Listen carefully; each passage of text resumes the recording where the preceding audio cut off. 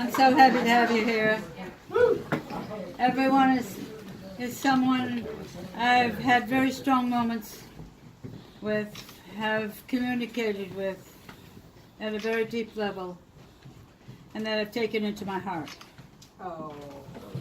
Thank you for coming. I just say that I've lived a long life, 90 years. I've lived in many countries. I've known many people, many of whom have become famous. I had no particular merit. I was just often simply at the right place at the right time.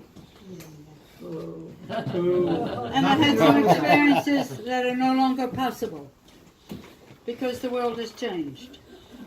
We thought at the time that we could change the world. We had all the courage and stamina of youth, only to discover with time that the forces of evil, of imperialism, neo-imperialism, and capitalism, of rampant selfishness, cruelty, and self-gain had won out. Here. I have now published a book of memories in English in London and New York. And as of today, I have a contract for the publishing of that book with a French publisher in France. A company called La Fabrique. And I have a promise of being published in Algeria, also in French, by Edition Barzac in Algeria. They will work together to put it out in April. I finally was allowed back in Algeria and was greeted well at the airport and within the country.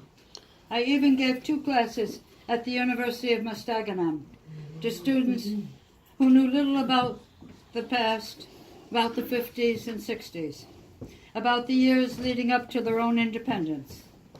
And it felt a bit strange that me, this American woman, was talking to them, telling them stories about the Algerian office of the FLN at the United Nations in New York, about our work with the United Nations, about John F. Kennedy, and so on and so forth. For me, it was a strange position to be in. I spoke in English to English language students who spoke English as good as I did, and who all had an American accent. I met old friends. I met Mokhtar's family. I visited his hometown of Berwagia. It was a town of 2,000 or 3,000 people when he was growing up. He knew every inhabitant. He knew every home. He knew every street. And now it is a city of 60,000 people. But the Moktafi home is still there, if inhabited by people who are not his relatives. Actually, Algeria is a country that I barely recognized. It was a country of 10 million people when I lived there, and now it is a country of close to 50 million. Wow. And they all have cars. And cell phones. For those of you who are unable to find my book because it was out of print in October, there are copies over there, and I beg you to take them.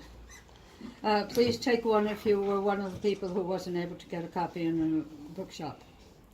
Thanks again for coming. My heart goes out to each and every one of you. We love you.